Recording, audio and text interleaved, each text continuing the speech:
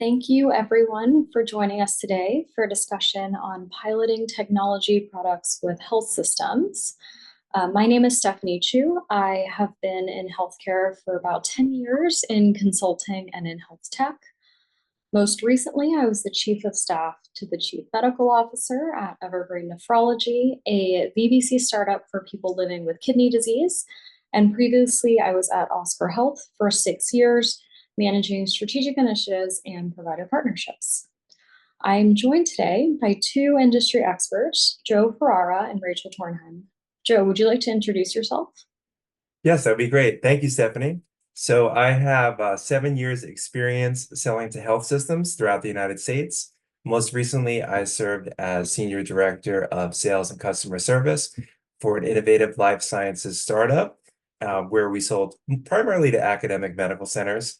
And I'm currently the head of partnerships for Pharmacist Healthcare Dashboards. It's another startup. They're in data analytics for pharmacies. And again, mostly selling to health systems, although we've branched out a bit. And I'm also working as a consultant with some early stage companies as well. So it's glad to be here today and share my experiences with you all. Thanks, Joe. And Rachel? Hi, everyone. I'm Rachel Tornheim. I have worked in the healthcare industry in New York City for the last 14 years after starting my career in management consulting and getting an MBA and Master's of Engineering Management from Kellogg Northwestern. Within healthcare, I've worked at two health systems at New York Presbyterian and most recently Mount Sinai. I've also worked at two health tech startups and one payer, so I've seen the industry from a lot of different sides. I'm actually starting a new job tomorrow as VP of Operations at Notable Systems, which is a health tech startup that's built some AI-powered optical character recognition technology that can read in scans of medical forms and automatically populate administrative systems. But for the purposes of today's webinar, I mainly have my health system hat on. Thanks, Rachel. Before we get started, for all the participants, please use the Q&A feature in Zoom to submit any questions. I saw a couple folks already used it to give us a healthy reminder on the chat function. We will take time to answer those questions at the end of today's session. So with that, we will jump in. Let's start our discussion with the why. Why should both technology vendors and health systems consider starting with pilots? Joe, what's your perspective from the vendor side? Great question. So for early stage digital health startups, especially that are looking to sell to health systems, this is kind of a great way to get your foot in the door and secure your first paying customers. And so here's 4 reasons why I think early stage startups should consider implementing a pilot project with a health system. So number one, so pilots lower the barrier to entry for your first customers. And this is extremely important. And it's funny, I just recently came across a great interview with Jason Lemkin, who really addressed this issue, saying that until your company is really the dominant player in your industry or in your field, you want to make it as easy as possible for prospective customers to test, to try, to buy, or even leave. And we'll talk about the leaving part later, which of course none of us want our customers to do. But it's all about lowering those barriers to entry and making it as easy as possible for your first customers to sign. And as many of you know who are working with startups, especially in the early days, time is the clock is kind of working against you in many ways. You have to move as quickly as possible. And this can move things along a little bit quicker than what you would normally see in the health system world. So number two, so pilots allow you to rapidly test your ideas and gain feedback from your first customers. So the great thing about this is you may have the best idea in the world, but it really needs to be tested in a real world environment and see where the gaps are, see where it could be better, see where it could be adjusted. And your first customers during the pilot process are going to let you know right away. So as long as you're keeping your finger on the pulse of what's happening after implementation, you could really use that to kind of supercharge your development and really fix things that need to be fixed as early as possible. So that gathering feedback is essential.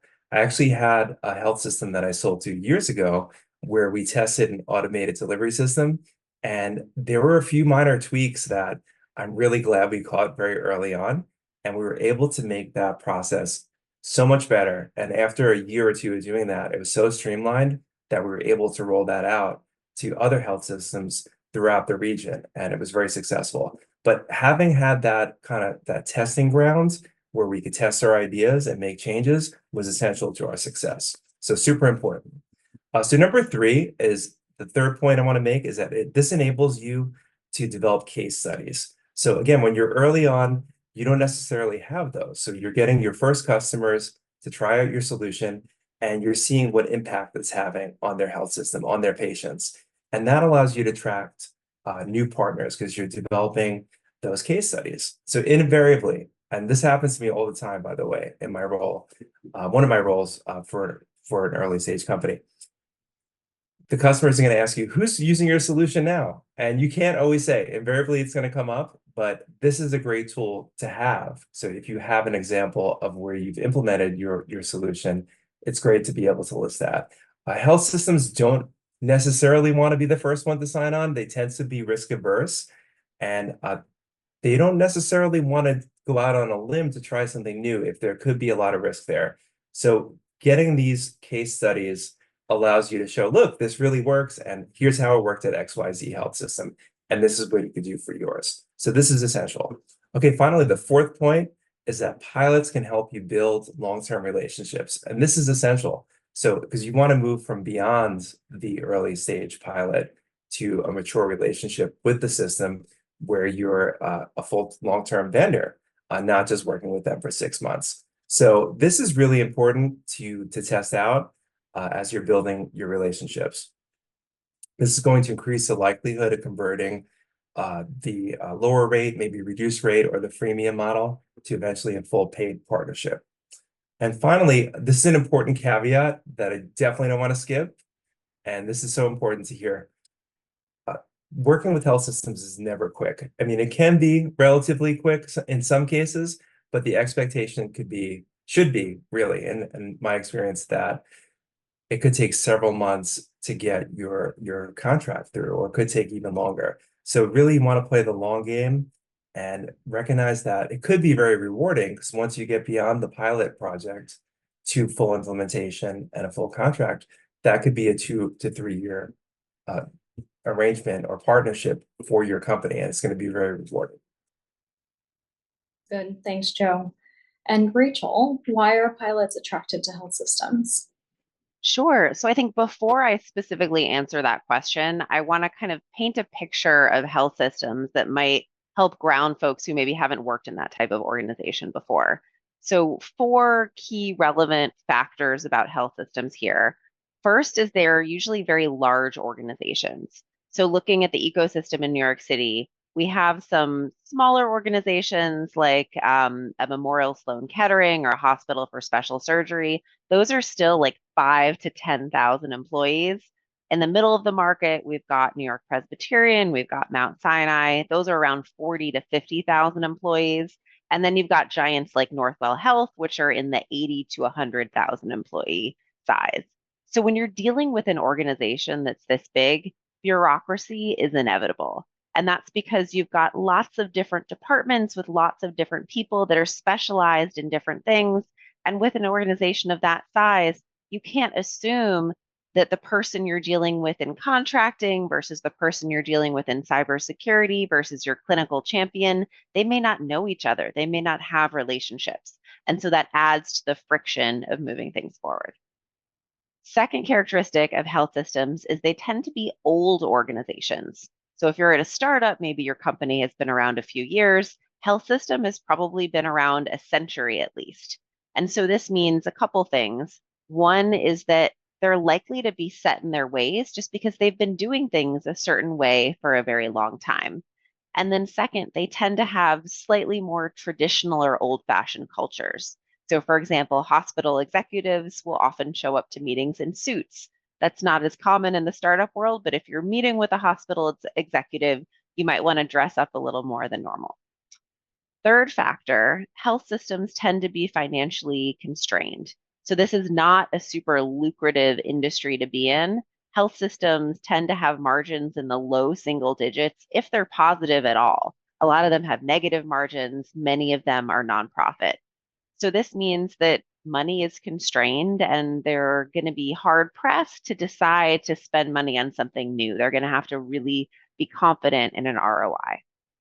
And then lastly, health systems are highly regulated. So healthcare, of course, is highly regulated, but within healthcare, health systems are one of the few segments where their auditors will frequently show up unannounced in person to do an inspection and conduct an audit.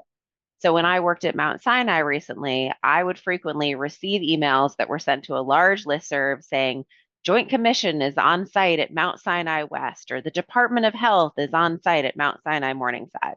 And so that breeds a culture of risk aversion and change aversion, right? If someone can show up unannounced to check out your systems and give you fines or get you in trouble if something is not as it's supposed to be. So as you're trying to sell something and pilot something with a health system, you want to take into account these factors that are going to influence how they make decisions. Now, luckily, from a pilot perspective, all of these factors make pilots attractive to health system as an alternative to going live with a broad implementation all at once. And that's because pilots reduce risk. So let's dig into that a little bit. I want to highlight 3 types of risk that pilots reduce for health systems. First is financial risk. So obviously, if you're doing a broad implementation, that's going to be more expensive than just a pilot. So a pilot has a smaller price tag on it. You can try things out for a smaller amount of money. Maybe it's free or maybe it's, a reduced amount. Second type of risk that's lower with pilots is operational risk, right? You do a big implementation and there's a bug, something goes wrong. All of a sudden, you've got departments across your health system that are having issues. Whereas with a pilot, it has a smaller scope. Maybe it's just a few users, a single department. So easier to kind of go back to the previous way of doing things. And then the third type of risk, and this one I think gets less attention than the other 2, is reputational risk. And here I'm talking not about the institution, but about the individual champion, the person within the health system that's advocating for implementing your product. So if they advocate for doing a broad implementation of your vendor's product without a pilot and it doesn't go well, that can be devastating to their personal reputation within the health system, right? They could be seen as the person who brought in this vendor that, did a launch that didn't work.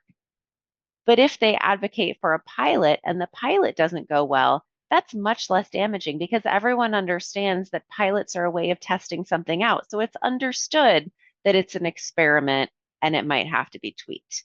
So the reputational risk that your individual champion takes by proposing a pilot is much less than if they propose a broad implementation.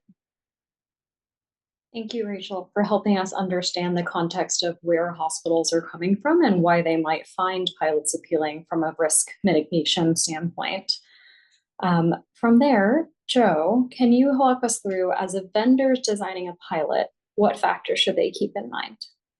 I just want to kind of bounce off that concept of risk mitigation. I think that's a great point, Rachel. So one of the things that I always advise is to find creative solutions to the challenges that come up when you're presenting your pilots to prospective customers. So I guess this is part of your overall sales strategy, is to really think, what creative solutions can we implement with this customer that will enable our health system partners to kind of minimize their risk and test drive our solutions. And this is going to be unique to each vendor and to each partnership that they're entering into. But I think it's good to start from a sales perspective of asking yourself some questions. How can we reduce friction for the customer? What obstacles does the customer need us to overcome? So Rachel mentioned some of the risks that may be top of mind for let's say your champions within the health system. It could be reputational. They don't necessarily want to go out on a limb for an untested solution. So you have to figure out ways to make that easier for them to do and to give them assurances that, this is actually, we're going to work with you every step of the way and figure out a way to reach our mutual goals. So you have to figure out what you're working with there. And how can you make this, like, what are other obstacles for your customer to implement this project? So really ask yourself those questions. I think they're essential. And you want to think about, how can you provide exceptional service throughout the partnership? So thinking beyond the pilot project and into the future. So you have a sustainable model. So if it requires, especially in the early days, it's going to require a lot of work. but managing how can we continue to do this so that we could offer the same level of service throughout the relationship. Also, you want to make sure that you're providing very clear metrics so everybody's on the same page. We all know where we're getting into, that they're clear and they're manageable, and that everyone's on board on the same page. So that's essential. You're going to outline the payment terms, including cost, duration, everything like that, scalability options. How will this be rolled out throughout the system? So these are really important things to take into consideration. And finally, you want to communicate transparently with all stakeholders throughout the team to make sure that nothing kind of slips through the cracks, because this is where a lot of projects can go wrong. So make sure you're asking yourself, is there anything we're missing? Are there any key stakeholders that we're not bringing to the table to discuss this pilot project? Because I've seen some that can be derailed by this, by those minor oversights. So this is really important, and I would take a moment to communicate this to your champions. And finally, the partnerships that I've entered into with some of the startups that I've worked with, we really emphasize building kind of a seamless and triggered approach to a pilot. And so that involves setting a timeline for the pilot. Let's say it's 6 months, or maybe it's 1 year. Typically, it's a shorter time, like 6 months, where after which it automatically converts into a long-term agreement. And this establishes that process, which are referred to, seamless and triggered, so that the regular service rate, let's say it's reduced in the beginning, it'll automatically convert to the full rate at the end without any extra steps. And Rachel, what's the health system's perspective on pilot design? Yeah, so when a health system is looking at designing a pilot, I think about the 3 R's here. These are low risk, representative, and robust. So low risk, right? We talked about at the beginning that the main attraction for health systems of doing a pilot is that it reduces risk.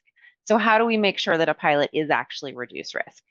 The most obvious way is a pilot is a smaller scope, right? And so if it doesn't go well, you've got fewer departments, fewer users who are going to be impacted. Another factor is you want to make sure that even though it's a pilot and so it's an experiment, it's kind of a test on its own, you still want to do comprehensive testing before launching the pilot. So especially if there's like technical integrations and that type of thing, you want to test what you can because you don't want the pilot to fail. Third is you want to make sure you have contingency plans in place. So in the event that there is a bug, something's not working, you want to make sure it's easy for the department or for the users to revert back to the previous process that they were using.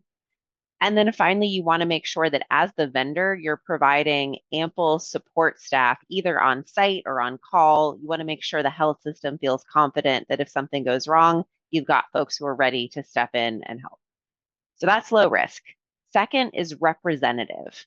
So the whole theory of a pilot is that you're doing an experiment to test out whether the solution is going to work as a broad implementation, right? And so to make sure that that hypothesis testing makes sense, you want to make sure that you're piloting with a representative group of users that would then translate. If that works, you want to make sure that you're confident it would work for the broader group.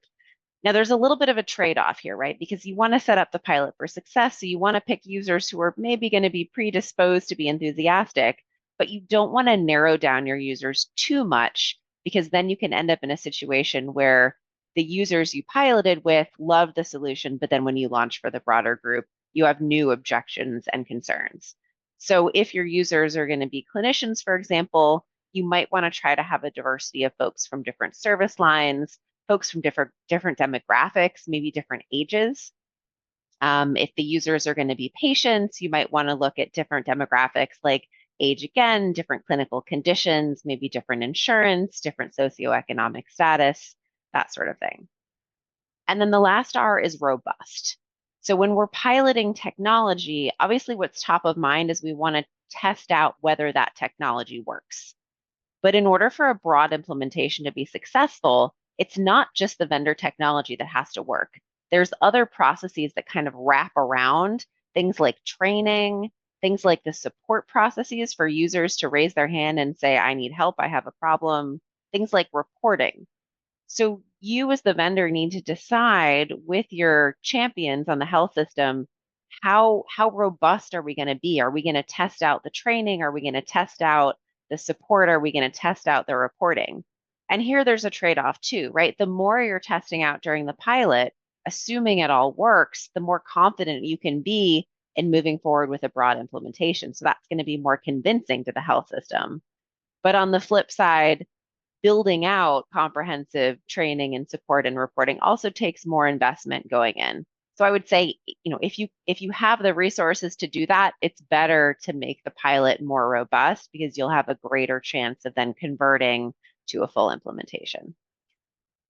And then one other thing that you want to keep in mind, especially as a vendor, is that health systems will sometimes pilot multiple vendors, multiple competing products at the same time to help them decide who they're going to move forward with.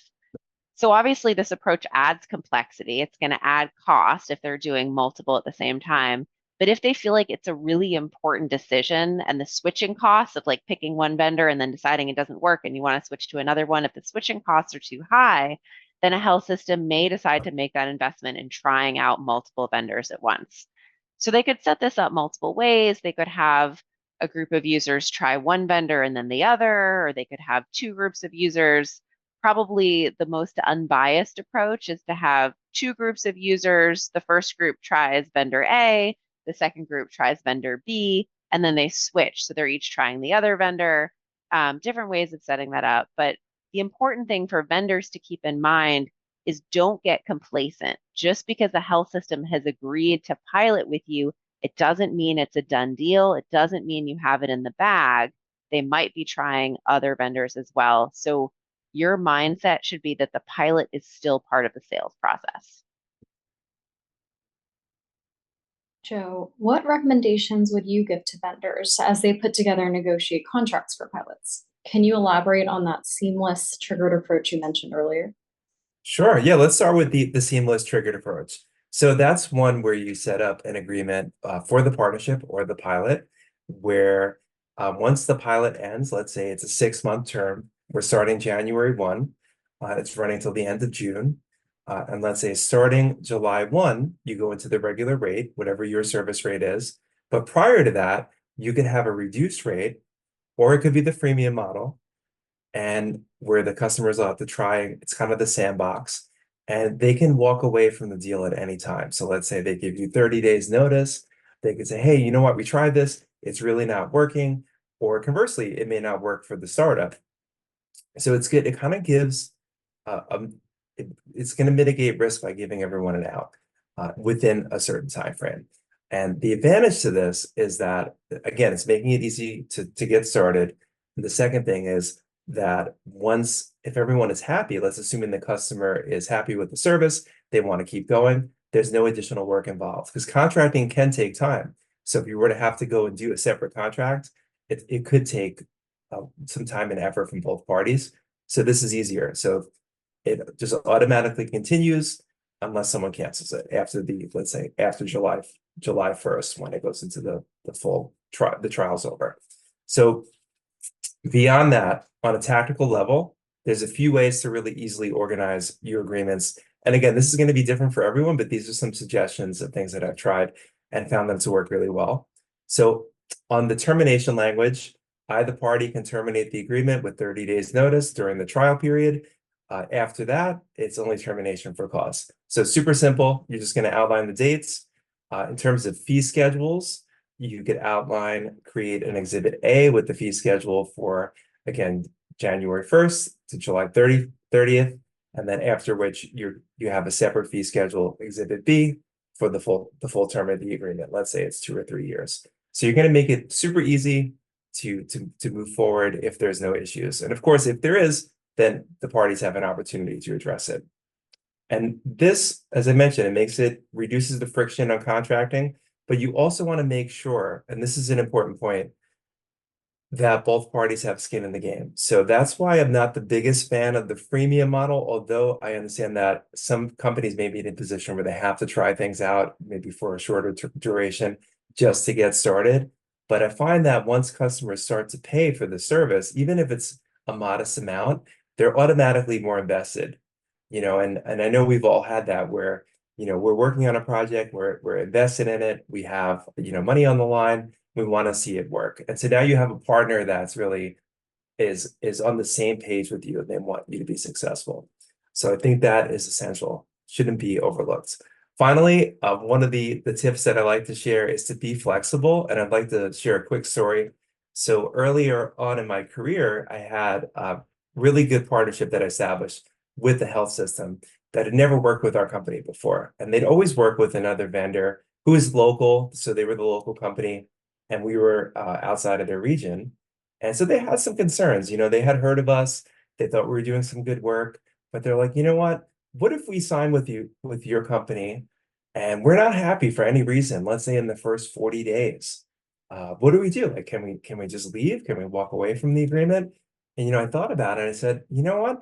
I think in this situation, this really makes sense because we felt confident in our solution that it was going to help the customer and it would be better than what they had now, let's say. And so I went back to our legal team. I pitched the idea and they said, sure, we'll give them 45 days, give us 5 days notice. They could walk away if there's any issues and we're confident this is going to work. So, that you have our blessing to move forward with it. So sure enough, we did. And everything worked out really well. We went on to a multi-year contract shortly thereafter. So I think it's a good approach to consider, to be flexible and figure out how can you move this partnership along. What can you do to make that happen? Thanks, Joe. It's great to hear how that flexibility turned into a multi-year and the quality of the product turned into a multi-year contract for your company. And Rachel, what contracting considerations do hospitals care about? Yeah, so I would say as a vendor, even though a pilot is going to be smaller than a broader implementation, hospitals are still going to have all of their requirements from a contracting perspective. So you're still going to have to jump through some hoops. It's still going to take some time. So elements that we had at Mount Sinai, for example, there was a committee that had to evaluate any new technology or application that someone wanted to bring in and would ask questions about it, might say, oh, we already have this other vendor that we're using. Why can't you use that one? So the champion would have to address those and get that committee sign off. And then the proposed contract would move forward to the procurement team, and there would be a review by the cybersecurity team. There would be a legal review. So, a lot of different departments, a lot of folks who have to sign off before a contract can move forward. Now, one way that a pilot does skip some of this is typically the requirements in terms of approval for signing off on a contract differ based on the dollar amount. So I think at Mount Sinai, it was something like if it was below $10,000, then a director could sign off. If it was up to either $50,000 or $100,000, it had to go to a VP. And I think if it was over $100,000, the CIO had to sign off. So a pilot either is going to be free or is going to be fairly cheap. So the level of approval you have to get through is less. And then I also want to echo Joe's point about being flexible in contracting. And one place where this specifically applies is when two organizations are looking to enter into a contract together, you have to start with one organization's template contract. And I would very strongly advise vendors be flexible and be willing to start with the health system's template contract. This is because they have established terms around things like insurance requirement and payment terms. And because of the size of the organization and the bureaucracy, while your champion may be very excited about bringing your technology in and might feel a strong sense of urgency, the corporate lawyer who's responsible for reviewing the contracts and negotiating the terms, they probably don't care super strongly about your particular contract versus the other dozen that are in a pile on their desk. So you want to make their job easy. And the way you do it is by using their template. You want to pick your battles in terms of which terms you're pushing back on, right? You want to pick the ones that are important. If they want payment terms that are net 90 and you prefer net 30, that's probably not a battle you want to pick. So yeah, try to be flexible, try to redline their system rather than yours. Things are more likely to move forward at a faster speed. Thanks, Rachel. And I've had firsthand experience with this contracting coming from a payer with health systems and have definitely seen the pace be much quicker when you start with the health systems paper instead of yours. Joe, what would you advise vendors to keep in mind as they're launching and running pilots? So for launching, and I touched on this point a little bit earlier, you want to find your champions, right? And so who are your champions? They're the people that are using your solution every day, day in and day out. So likely it will be a clinical user or an administrative user, and your solution is solving a problem, very real problem that they have in their everyday work life. So those you have to figure out who those champions are, because they're going to be guiding this project from the pilot to the full arrangement, full implementation. And you're going to really need their support internally to go through all the hoops that you have to jump through, as Rachel mentioned, with these larger health systems, especially the many layers of approval and making sure everyone's on board and that what is happening on the ground. So again, the champions are going to be the ones that will guide you through this process. It's possible that they may be C-suite, although at least in my experience, I found that they're more of frontline or again administrative users that are using your solution every day. And Rachel, what is the health system's perspective on running pilots? So if you're operating at a startup, you might be familiar with phrases like fail fast or ask forgiveness, not permission. These do not apply when working with health systems. You want to move carefully. You want to make sure that you are getting the right sign-offs and permissions. So Joe had mentioned the importance of having a really robust communication plan.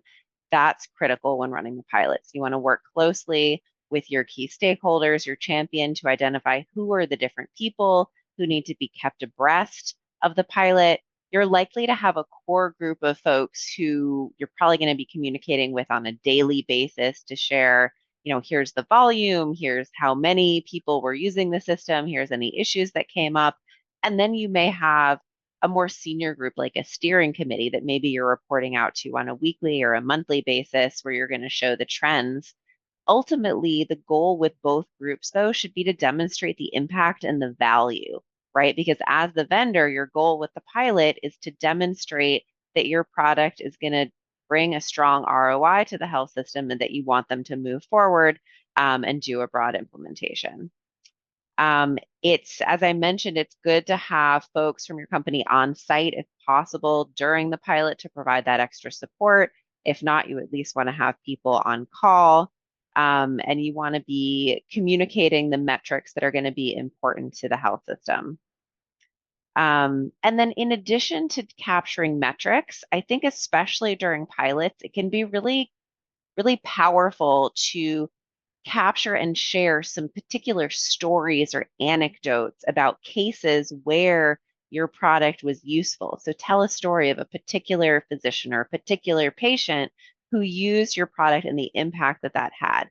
That can be really compelling. It can be memorable, and those can sort of become stories that are passed on and that are sort of tied to the product that makes it easier for other folks to explain the value. And thank you for explaining how stories can be helpful during the implementation of a pilot. Speaking of stories, Joe, you mentioned earlier that one of the benefits of pilots for vendors is that they can leverage them for marketing. Any tips on how to get the most benefit from pilots from a marketing perspective? Sure. Yes. So one of the startups I work with has developed an innovative solution that was not without some controversy. So to kind of build the case for how effective our program was, or our solution was, is we started off with a pilot project developing case studies with the customer. We used that data from the case study to publish scientific posters that we displayed at industry events, and then we leveraged that to create press releases. And finally, after many sales calls where we presented this data individually to customers, along with some of our medical directors and others that were involved in the project, I had the idea, wait, why don't we just make this into a webinar and we could launch this to a much broader audience? And so we were able to take that content that we generated from our early relationships with health system customers that we developed into the poster, and eventually took that and made it into a webinar and shared that with, like, as I mentioned, a much wider audience. We were able to attract physicians from around the world. And I think we helped to change the perception of our product and our approach, which again was somewhat controversial, but we were able to bring that mainstream just by, telling those stories, showing the data, and having a credible spokesperson who, in our case happens to be a medical director, showcase the work that we've done and how it's helping patients and helping our health system customers. So these are really powerful. So you're not just getting the pilot, you're getting the case studies, you're getting all the data that you're able to collect and generate.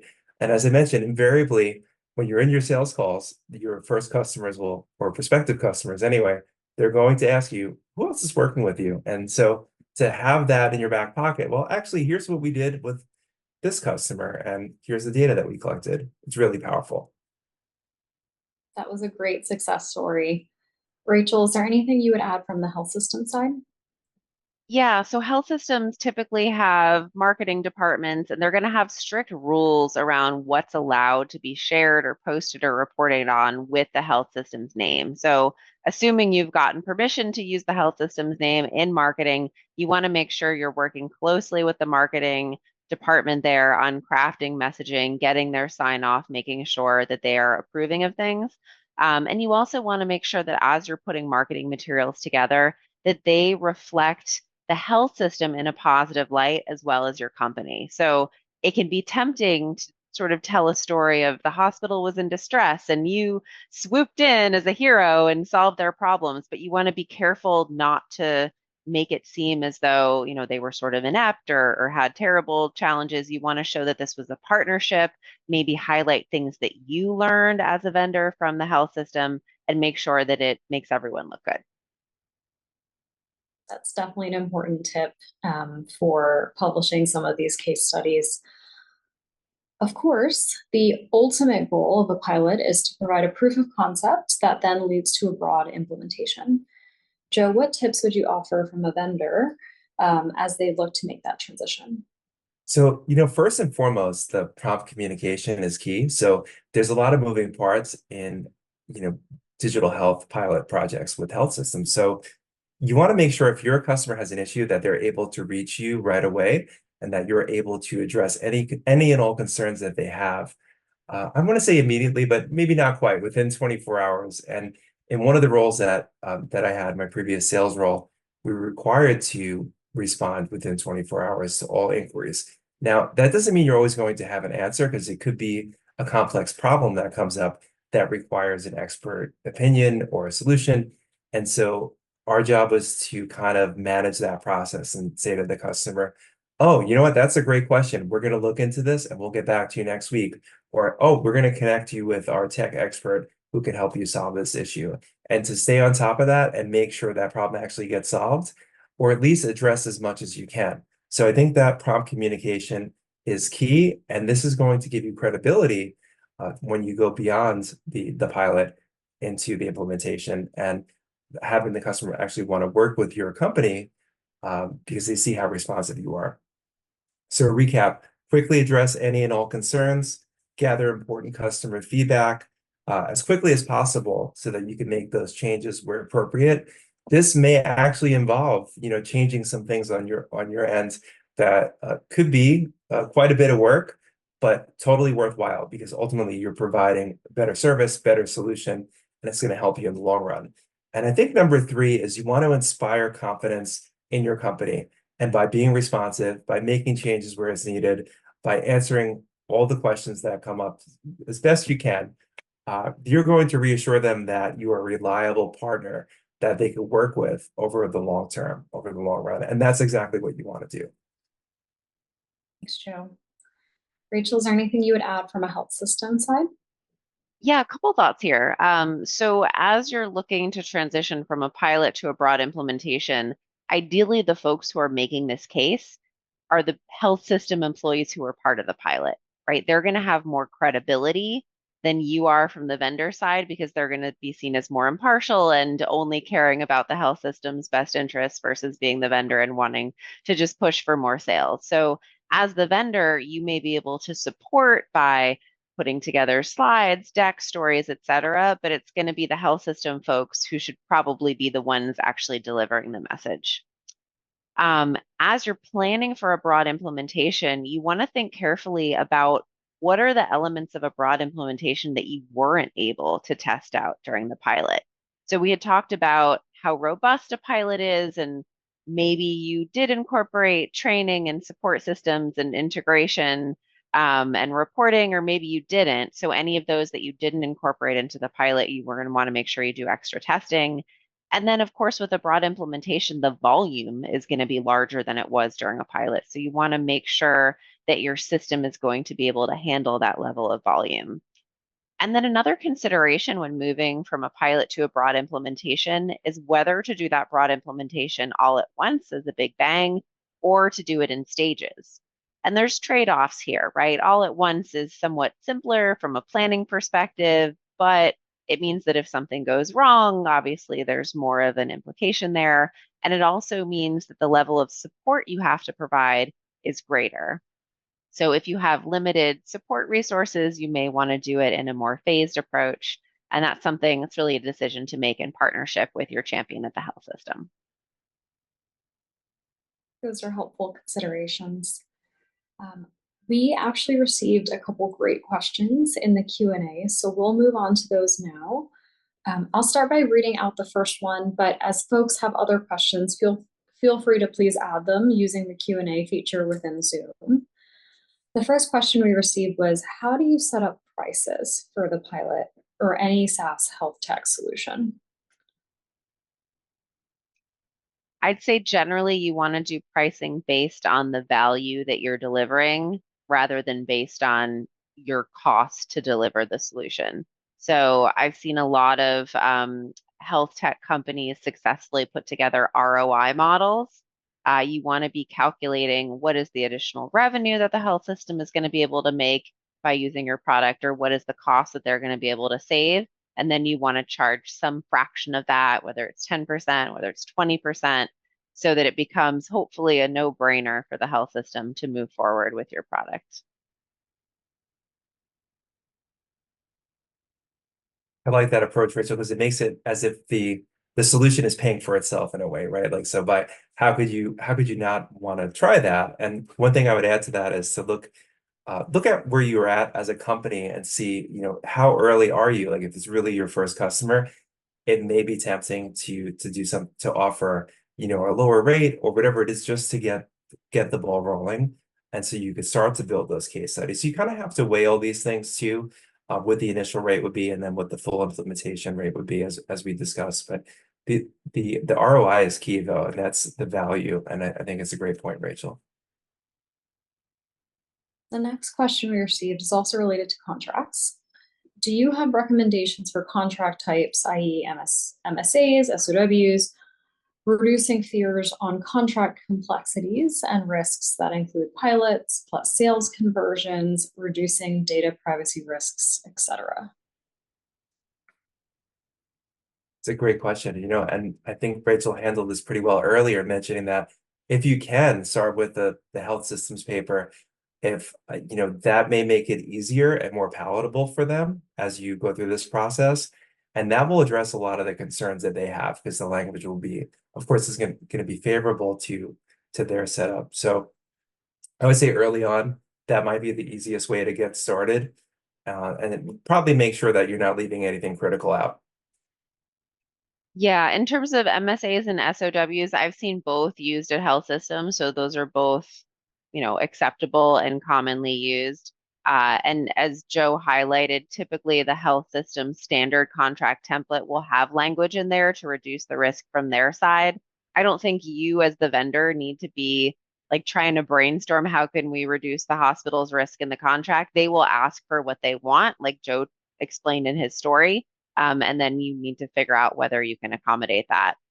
From a privacy perspective specifically, if you are able to get certifications like High Trust or SOC 2, that's definitely seen favorably. That's not something that's in the contract, but that's just something that will give health systems more confidence that you're not a risky solution.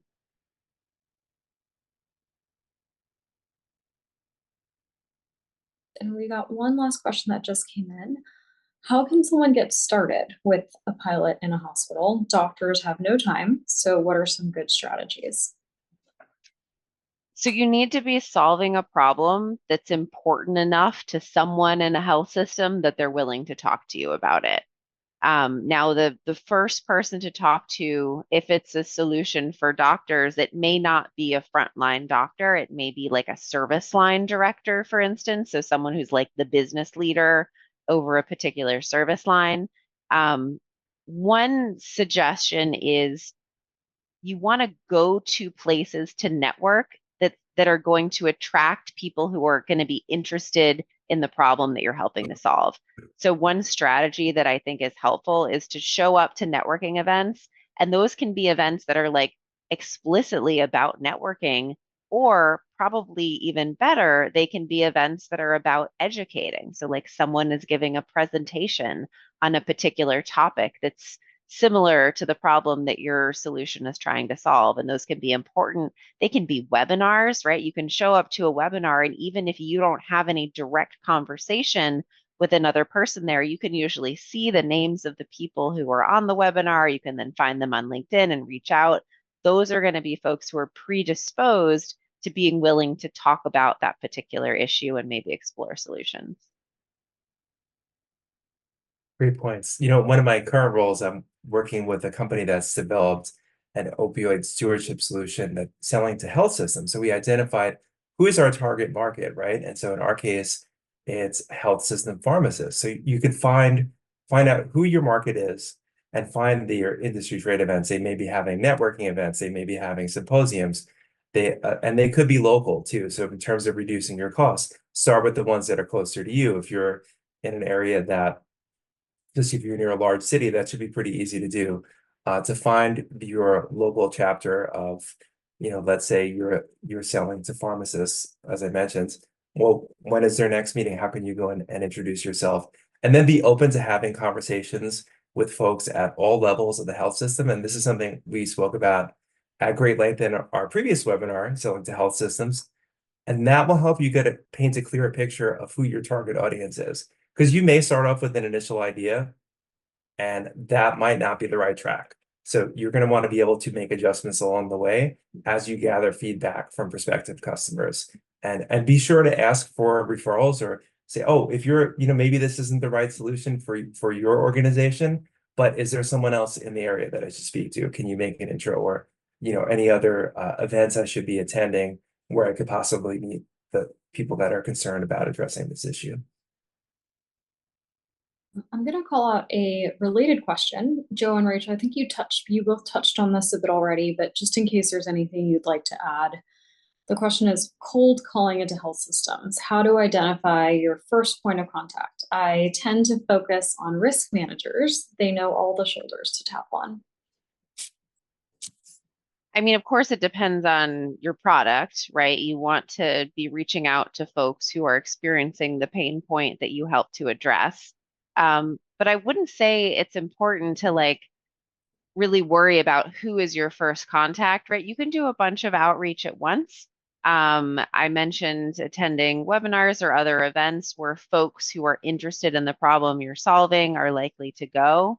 I think using LinkedIn to potentially follow people who you'd be interested in connecting with, engage with their content if they're posting, trying to reach out that way can be helpful, but there's no one right answer. There's nothing I can tell you that's going to guarantee that the person you want to talk to is going to respond to you. So you really just have to try a lot of strategies with a lot of people and see what gets traction. I would also say one of our pieces of advice from our previous webinars on selling to health systems is that you don't want to be too narrow in who you're targeting. So even if ultimately the person who's going to be the decision maker on moving forward with piloting or buying your product has a certain title, you should be open and probably reaching out to people in different areas of the health system, right? Because you can then network your way in. You're going to be much more likely to get a response from that key decision maker from a warm introduction than by reaching out to them cold. I like the example you mentioned of the webinars, Rachel, because if you attend a webinar and there's a speaker that is addressing the topic that your company is working on, that's a great opportunity to reach out to them. Say, hey, I was in your webinar. I noticed that, X, Y, Z. Maybe we could set up some time to discuss. So these are some ways to they're warm. This is not cold outreach. So you want to make it as warm as possible. One way that you could do that, because sometimes the cold calling, it's hard to find who you're reaching out to in the first place, is if you start on LinkedIn, you find out who's publishing articles, who's writing about this. Just do some quick searches on LinkedIn and you'll find out right away. And then reach out to those individuals. And even if they're not your target audience, maybe they're not at the right health system that you want to reach out to, or they're doing something else sort of related, they may be able to make introductions for you or point you in the right direction. So again, it's going back to that theme of really being open to having a lot of these conversations. Of course, some of them will be dead ends, but some of them will work and result in sales. So I think you just have to kind of go through that trial and error process, and it's different for everyone. So We had two more questions come in, and I think that's just the amount we have time for before we wrap today. I'll start with the first one. Do you recommend a regulatory attorney for the pilot process contracting? I think this person is asking for specific recommendations of people, which I don't personally have. I'm not sure if this person has more context. Feel free to add it to the Q&A, and we can either address it here or offline. And to Rachel and Joe's points, we may not have those specific contacts, but thank you for the question. And then the other one was, if you have a software product that relies on hardware that the customer has, would you consider incorporating servicing for that hardware, or can the hospital service the hardware? So in this scenario, my understanding is the hospital already has the hardware, meaning they have already purchased it from somewhere else. So my gut is that it would be high risk and not a good idea for you to commit to servicing another company's hardware, because how could you be confident that you're going to be able to do that effectively? If your product needs to be integrated with some other company's hardware, software, anything, then you may need to interface with that other company as part of a pilot or an implementation. Perfect. And we got clarification on the prior question. It was just a question of if you both think it's necessary to have a regulatory lawyer in the process of contracting for pilots. Joe, I think that's more for you. yeah, I was thinking about that. In all of the organizations and startups I work with, they had attorneys that had specific experience in writing agreements of that nature, like with health systems. And so that background, and I think that's really critical because you don't want to miss anything that's there's tons of regulations that I think beyond the scope of this presentation, but you are at risk of missing some of those if you don't have the right expertise in your corner. But again, when you're first getting started, this is one of the situations where it may help to work with the agreements that the health systems are drafting and their paper, and have your attorney review that, and that will at least get you one where you kind of know what they're looking for and how your company can work within that framework. And then probably from there, it'll be easier to work with your counsel to develop your own paper. Joe and Rachel, I'm going to ask if you both are willing to squeeze in one last answer. We had a great question come in on how do you get health systems to share key metrics with companies? How do you present ROI without knowing their actual numbers? Example, costs, number of affected patients, etc. Yeah, so I have experience building out an ROI model for a startup that was looking to sell to health systems. And so the approach that we took is we made the best assumptions that we could, right? So sometimes the number you need is on the hospital website, like they're going to share their number of beds or their number of patients.